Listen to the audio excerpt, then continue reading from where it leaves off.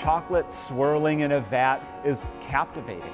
To see it trickling from one machine to another, there's something amazing about it. Chocolate is this international food, this treat that makes people so happy, but very few of us get to see how it's made or where it comes from.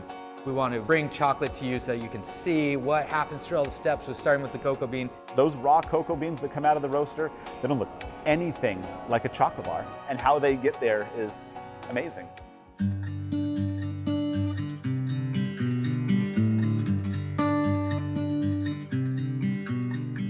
We started as carpenters, not chocolate makers. Building homes, restoring boats, and then a friend of ours passed us a video of some chocolate makers over in Brooklyn. We were really struck by the similarities in the process from taking a raw cocoa bean and through a series of carefully controlled steps you could make it into this delicious chocolate bar. So there was something that kind of resonated with us in that process. There's a hardwood lumber yard in Arcata called Almquist Lumber. So we just went in there and started making chocolate on Mondays. And then we would do carpentry still for the rest of the week. We couldn't keep both things going. So after about 2.5 years, we quit doing carpentry and basically volunteered full time at the chocolate factory.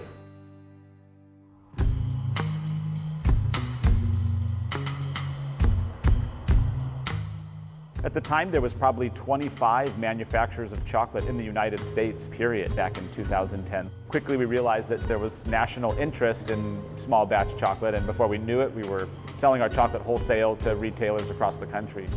Our chocolate is handcrafted and simple.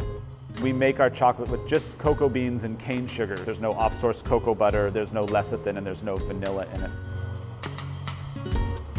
As a chocolate maker, what we're trying to highlight is that unique beans taste totally different. Each of those beans, depending on their region, does it grow next to a mango farm, is it growing next to bananas, is going to bring in those flavors. So you're tasting that bean from Madagascar with just sugars.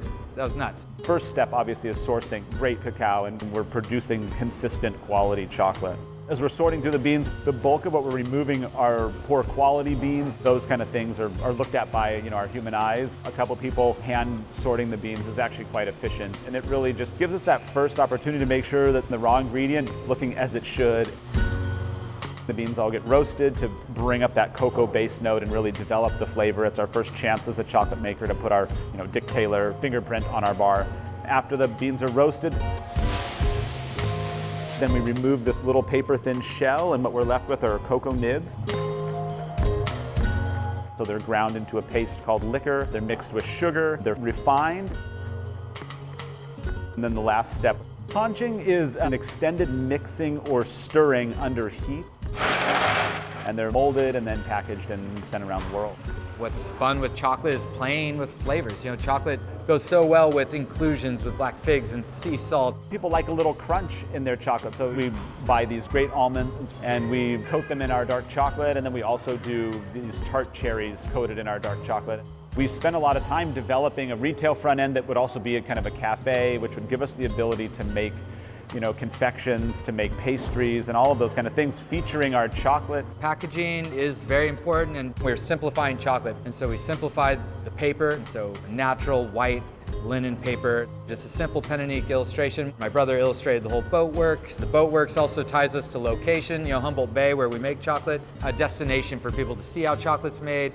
It's very rewarding to see how the community has embraced that and is really taking part of it. If somebody picks up our Dick Taylor bar, I want them to be confident that the value is there, the consistency is there, the quality is there. If that would be our legacy, that would be great for me.